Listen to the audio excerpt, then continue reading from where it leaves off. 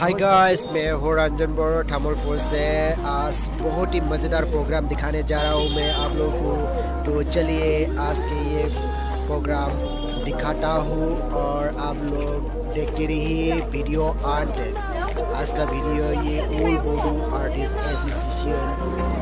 पहली बार होने जा रहा है थामुलपुर में गेट टुगेदर प्रोग्राम।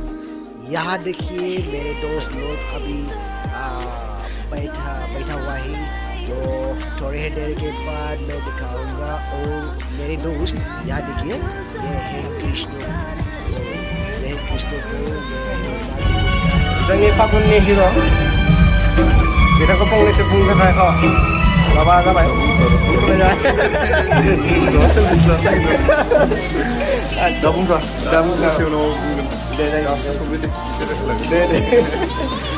दा बिथाङाथ' सिरियास लानो नागिरदों, उनाव दिन्थिसिगोन। आपला सिनारिखौ अलप बुंगोन। हाय, आं रबिन बर'। दिनै गेट टुगेदाराव फैना बहुत मोजां मोनबाय आरो बिथां जायखौ लोगो मोननानै बहुत मोजां मोनबाय। मानगोनां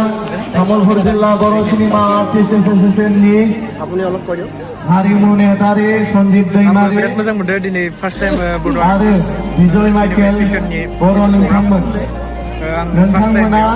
जेरावखि खना खनला थाया मानो फैनानै बिराद मोजां नांदों। दिनै जागोन थारमाने सब नुनो मोनजोबगोन। सायनासालियाव थाबैनो बेखिनियानोसै आरो। नुजाथिफैनांगौ।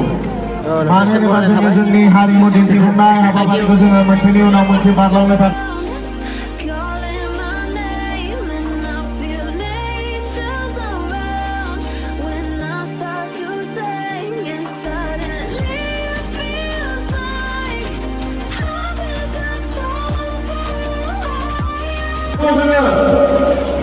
नोंथांमोननि सिगाङाव मोनसे दुखु फोरमायो। जोंहा दिनैनि बे गेट टुगेदार हाबाफारिखौ बेखेवनो थाखाय हांख्रायदोंमोन बिथां रिया ब्रह्मखौ। नाथाय माखासे उसुबिदा बा बिथाङा लोमजानाय देहानि थाखाय नैबे जोंनि गेट टुगेदार हाबाफारियाव बाहागो लाफैनो हालिया।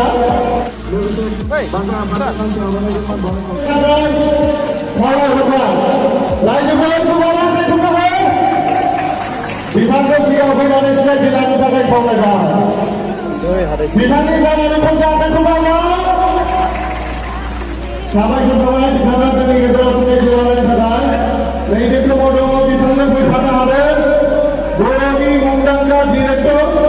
बिथाङानो जाहैबाय राजा नार्जारि। बिथांखौबो सिनायथि लानो थाखाय खावलायबाय। लोगोसे बान्दा फालिनाय गांसे आर'नाइजों गाननो थाखाय खावलायहरबाय।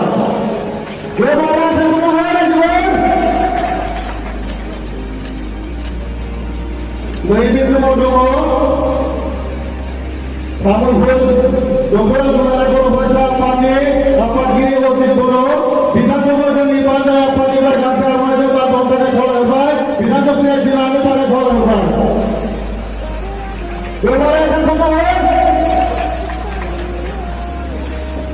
साबायखर थाबाय बिथां सानैसिम। नैबे समाव दङ तामुलपुर दख'रा दुलाराय बर' फरायसा आफादनि गाहाय नेतारि बिपुल बर'। बिथांखौ जोंनि बान्दा आफादनिफ्राय गांसे आर'नाइजों मान बाउनो थाखाय खावलायहरबाय। लोगोसे बिथांखौ गावनि सिनायथिखौ होनो थाखाय खावलायबाय। नै बिथाङानो जाहैबाय बिपुल बर'। बिथांखौ गांसे आर'नाइजों मान बाउनो थाखाय खावलायहरबाय। साबायखर थाबाय नैबे समाव जोंनि बरायनायखौ आजावनानै लानायनि थाखाय। नैबे समाव दङ जोंनि बर' सावथुन मुलुग आफादनि गाहाय नेतारि बान्दिरु बिसिएनि गाहाय नेतारि गुरु पबित्र। बिथाङा बर'नि सासे जाखांफुनाय मिउजिक डाइरेक्टर। बिथाङानो जाहैबाय गुरु पबित्र। बिथांखौ सिनायथि लानो थाखाय खावलायबाय। साबायखर थाबाय बिथांमोना जोंनि बरायनायखौ आजावनानै लानायनि थाखाय। नैबे समाव जोङो जोंनि दिनैनिफ्राय गेट टुगेदार हाबाफारि बेखेवनायाव गाहाय आलासि गाहायगिरि महरै जोंजों लिंनानै लाबोजानाय बिथां लिंसार बसुमतारी सारा जोंनि गेजेराव बाहागो लाफैनायनि थाखाय। लोगोसे दानो बिथांखौ नैबे समाव बेखेव बिबुंथि लाखिनो थाखाय जोङो खावलायबाय।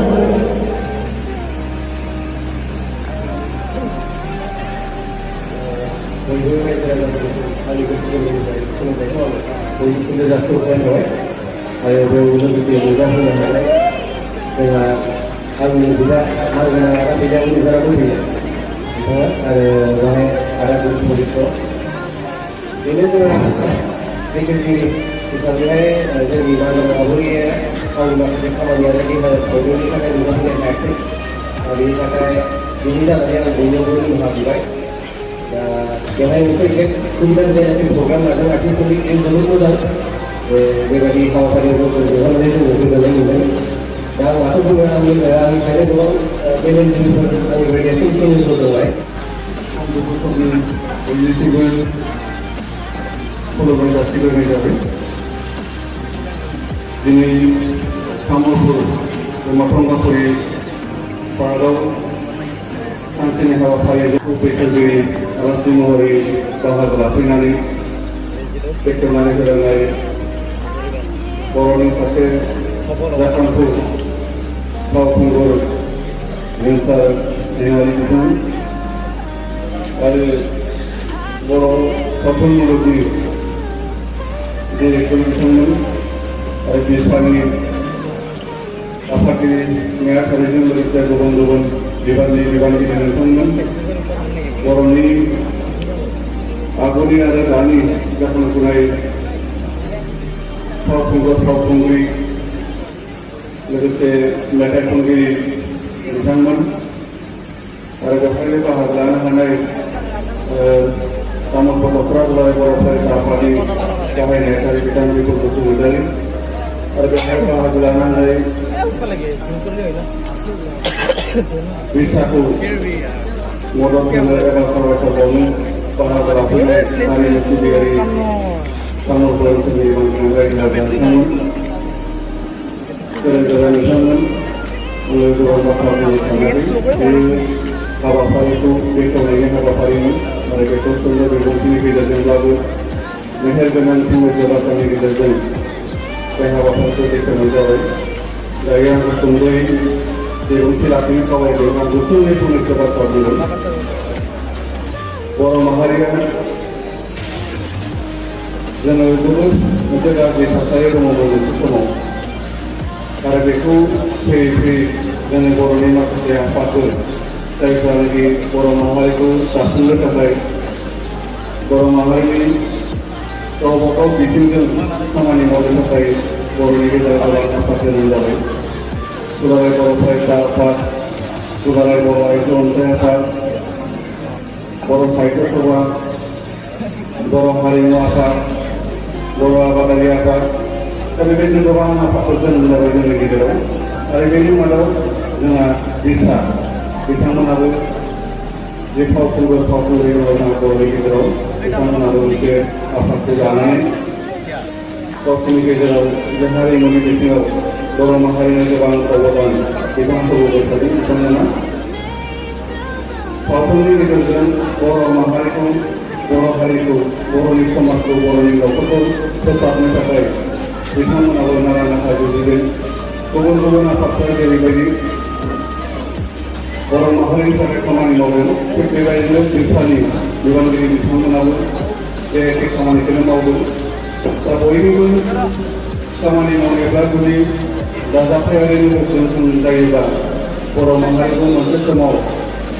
जोङो मोनसे गोरों हारि हिसाबै मोनहैनो हागोन मोनसे समनि दुलाराय बर' फरायसा आफादनि आफादगिरि जायखौ जोङो बड'फा होननानै बुङो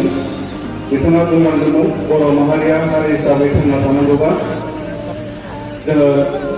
गोरों हारि जानांगोन बर' हारिया मास्टाराइज जानांगोन होननानै बुंदोंमोन दा बे मास्टाराइज जानांगोन होननाय बाथ्रायाव गोबांखिनि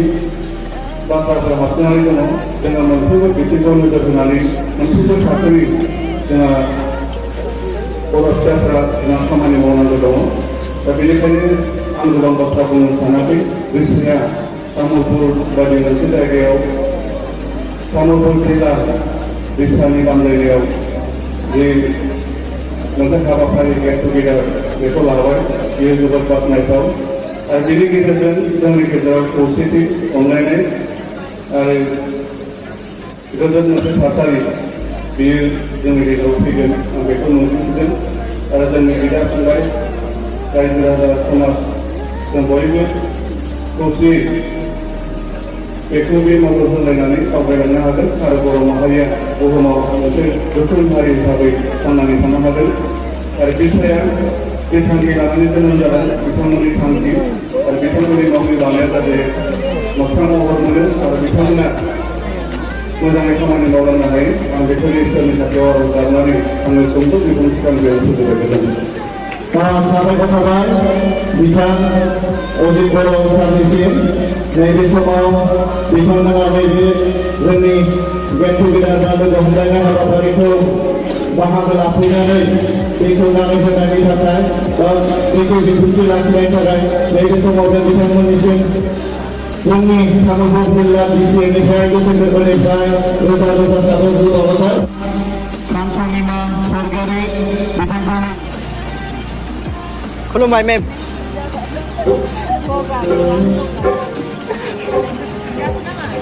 मोटी जाबाय माथो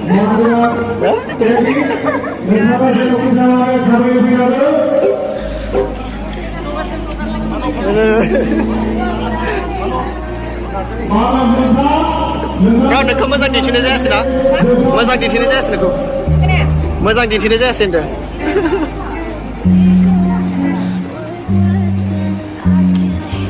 थेंक इउ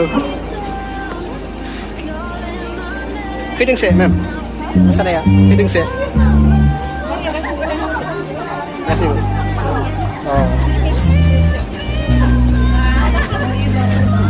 ये है मेरी हिमानी फैयाखै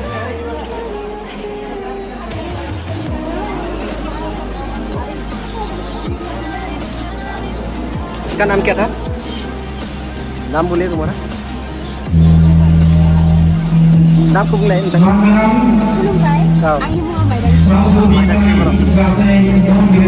oh माबा गौरीश्वरनी न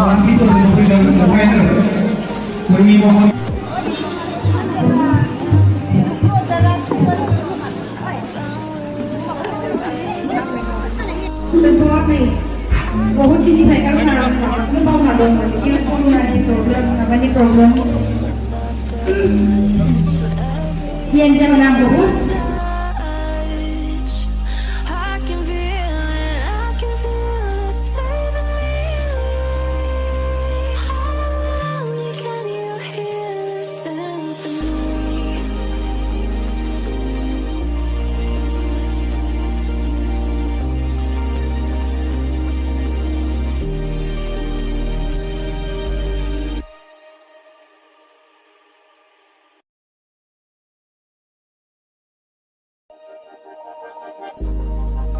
Started as a whisper,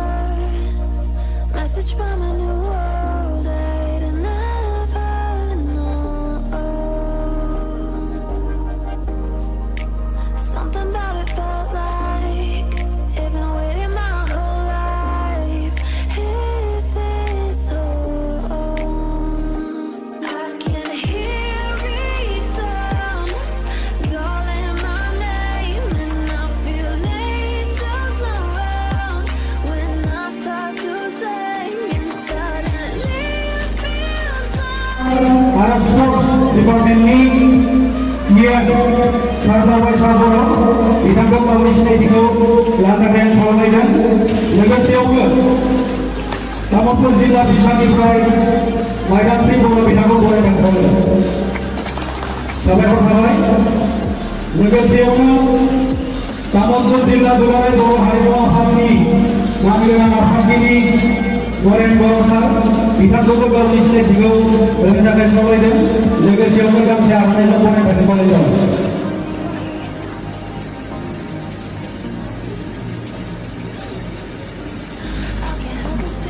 साबायखर थाबाय सारनिसिमबो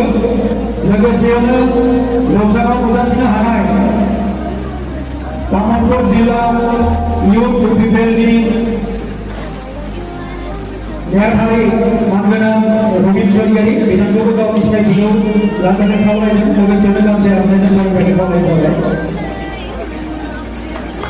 चौधरी बिथाङा आफादगिरिसो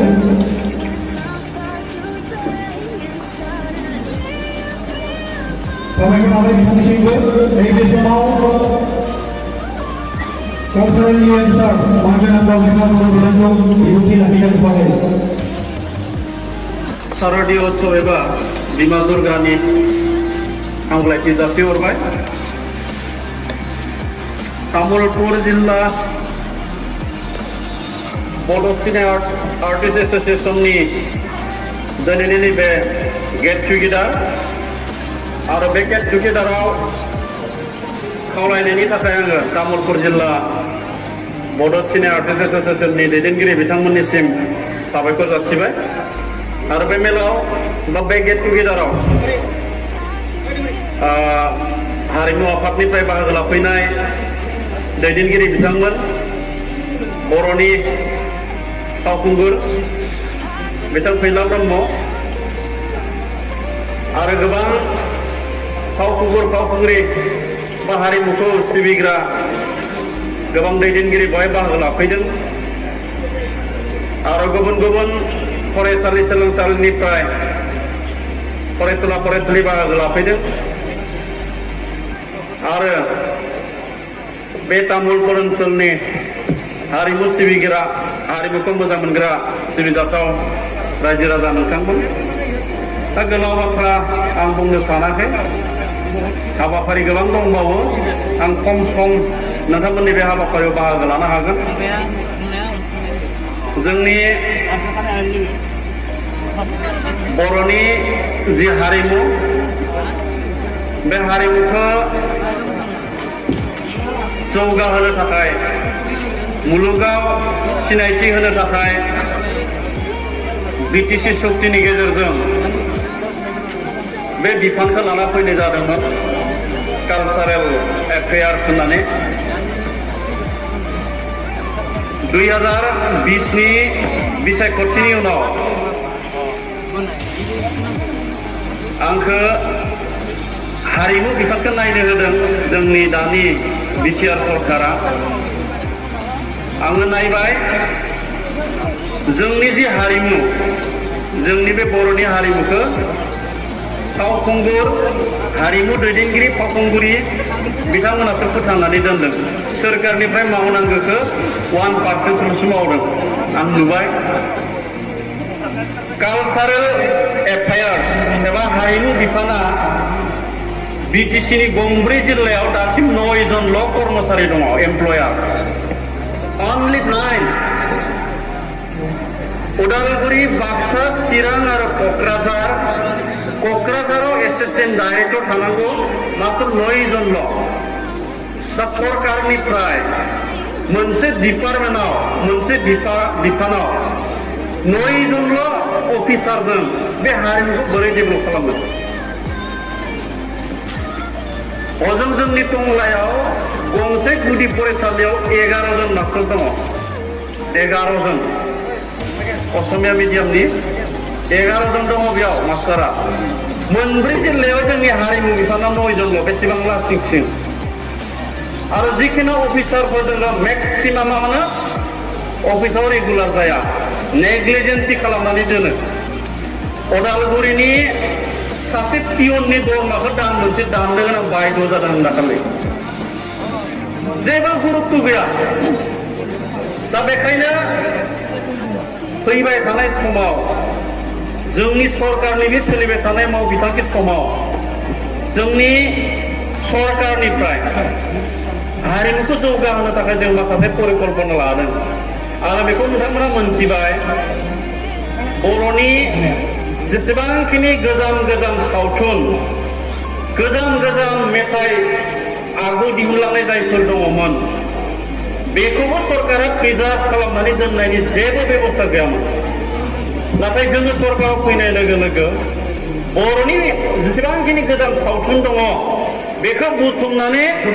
संरैखा होनायनि बेबस्था खालामनाय जादों आरो अलरेडि आलायारन आरो हाग्रामायाव जिनाहारि बे सावथुना जोंनि आखायाव सफैबाय रायजो राजाफ्रा बेखौ आगोलाव जेरैबायदि नुनाय बेबायदि नुफिनसिगोन आरो बियो जोंनि थाखाय मोनसे दलिल आलायारन सावथुना जोंनि बर' हारिनि मोनसे दलिल जायफ्रा बै समाव नुदों मोनसिगोन बर'नि रायजो जानाय न'खर बेंनाय जोंनि आसार खान्थि आबाद हारिमु सोलोंथाइ बेफार बानिज्य गासिबो बे आलायारन सिनेमायाव हाबनानै दंजोबो दा बेबायदि मोनसे सिनेमाखौ जों खोमानानै लाबायमोन दा बेखायनो जोंनि सरकारा मोनसे आफाद दानानै होनाय जादों जाय आफादनि गेजेरजों जेसेबांखिनि गोजाम गोजाम हारिमु सिगाङाव सिनेमा बा सावथुन ओंखारलांबाय माखासे केसेट मेथाइ दङमोन बेफोर गोमालांबाय बेफोरखौ नायगिरनानै बुथुमना संरैखा होना लाखिनायनि बेबस्थाखौ खालामनाय जागोन आरो बेनि हाबाया खामानि मावनाया सोलिगासिनो दङ आरो जोंहा गोबां लेकिं दंबावो जोंनि हारिमु बिफानाव सरकारनि बिफानाव गोबां लेकिं दंबावो जायफोरखौ जोङो पलिसि बानायनानै फैबाय थानाय समाव जोङो मावफुंनो थाखाय नाजानाय जादों गोबां आर्टिस्टफ्रा गोबां हारिमु सिबिसुलाफ्रा सरकारनिफ्राय जेरैबायदि अनसायनाय मोननांगौ बिदि मोनबोआखै गोबां आफादफ्रा जायफ्रा थियाटाराव फाव खालामो जायफ्रा थियाटारखौ दैदेनो बिथांमोनाबो सरकारनिफ्राय जेरैबायदि अनसायनाय मोननांगौ बेबायदि अनसायनायखौ मोनबोआखै दा बेखायनो जोङो बेफोरनि गासैबो राहाखौ होनो थाखाय नाजानाय जादों आरो आर्टिस्टफोरनो जि मोनसे आइडियास होनाय जायो रांखान्थि फिसा अनसुंथाइ होनाय जायो बेखौबो जोङो फैबाय थानाय बाजेटआव 20,000 मोननांगोन बियो दा बिनि थाखाय जोङो बाजेटआव नेक्स्टआव बेखौ बारायनाय जागोन आरो जायफोरा एलिं आर्टिस्ट इस्टाब्लिश आर्टिस्टफ्रा फाव खालामनानै बैसो जाबाय बिथांमोननोबो जि अनसुंथाइ होयो बेखौ बारायनांगोन आरो आंनि इसिआव जोंनि एग्जिकिउटिभ काउन्सिलाव मोनसे प्रस्ताब दैखांदों जिहेतु आङो गेलेमु आरो हारिमुनि बिबानाव दङ बिटिसिनि जायखिजाया साख्रियाव हारिमुआव खामानि मावग्रा सुबुङा लोगोसे गेलेग्रा सुबुङा जाहाथे 3% कोटा रिजार्भेसन थायो सरकारनि साख्रियाव बेनि थाखाय एग्जिकिउटिभ काउन्सिलाव प्रस्ताब दैखांनाय जादों आरो बियो पास जायोब्ला बियो एप्रुभ जुदि जायोब्ला फैबाय थानाय समाव क्वालिफिकेसन अनुजायै हारिमु खामानि मावग्रा गेलेग्रा बिथांमोना बिटिसि एबा बिटिआर सरकारनि साख्रियाव 3% रिजार्भेसन थाहैगोन अकल हारिमुआव खामानि मावग्रा सुबुंनि थाखाय 3% रिजार्भेसन गेलेग्राफोरनि थाखाय अकल 3% रिजार्भेसन दा बेखिनि हाबाफारिखौ जोङो मावफुंनो थाखाय नाजानाय जादों आरो बियो आं फोथायो बियो गोब्राब बाथ्रा नङा जायखिजाया आं गोलाव बाथ्रा बुंलिया नोंथांमोना हारिमुखौ सिनायथि होनो थाखाय हारिखौ सिनायथि होनो थाखाय हारिमुखौ फोथांनो थाखाय गाव गावनि सानखांथि गाव गावनि नाजानायजों जिखिनाखौ मावदों बे जथेस्थ जों बुंनांगोन नाथाय गभर्नमेन्टनिफ्रायबो बा सोरखारनिफ्रायबो जोङो हेफाजाब आरो अनसुंथाइखौ होनांगोन आरो बेनि थाखाय फैबाय थानाय समाव जेसेबां हायो जोंनि सरकारनिफ्राय हेफाजाब होनो थाखाय जोङो नाजागोन आरो अरायसम जिहेतु हारिमुआनो जोंनि सिनायथि मोनसे हारिनि सिनायथियानो जाबाय हारिमु दा बेखायनो गावनि जातिखौ जुदि सिनायथि होनो थांनायाव गावनि हारिमुखौ जुदि फोथांनानै लाखिनो हायाब्ला बेयाव सरकार थानाय थायै जेबो माने फाराग गैया दा बेखायनो फैबाय थानाय समाव जोंनि सरकारा जोंनि हारिमुखौ अरायसम गोजौ लांनो थाखाय हारिमु खामानि मावग्रा बिथांमोननो सरकारनिफ्राय हेफाजाब होनो थाखाय अरायसम दङ थ' आं गोलाव बाथ्रा बुङालासिनो नोंथांमोना बे हाबाफारिखौ खुंनायनि थाखाय आंनि गोसो गोरबोनिफ्राय साबायखर जासिबाय आरो जाय बिथांमोना गोजान गोजाननिफ्राय बाहागो लाफैबाय बिथांमोननोबो आंनि गोसो सिंनिफ्राय साबायखर जासिनानै खुंथाय आफादनो आंनि फिन खनसेबाव साबायखरखौ जासिनानै आंनि बुंनायखौ आं बेखेवनानै फोजोबबाय गोजोन्थों मोसानाय हानजाखौ जोङो जोंनि जौसाङाव थाबै फैनानै मोसाफोरनि थाखाय गौरब खावलायहरबाय गोजोन्थों तामुलपुर जिल्लानि सिङाव थानाय गुबुन गुबुन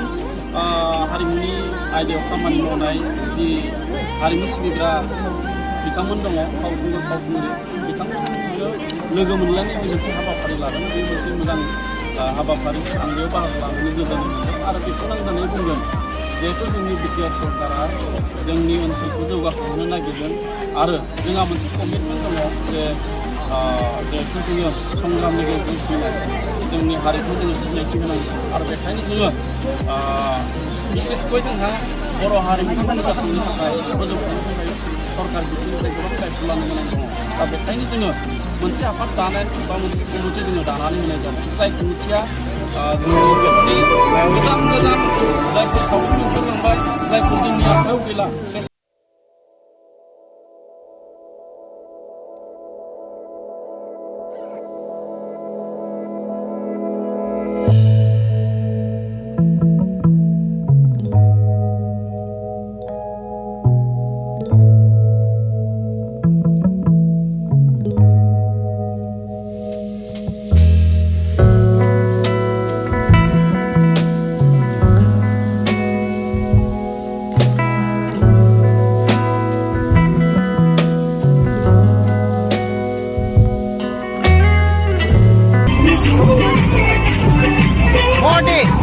बहुत भीड़ से आ गए हमें। बहुत अच्छा हुआ है आपका परफॉर्मेंस। वेलकम। और है क्या?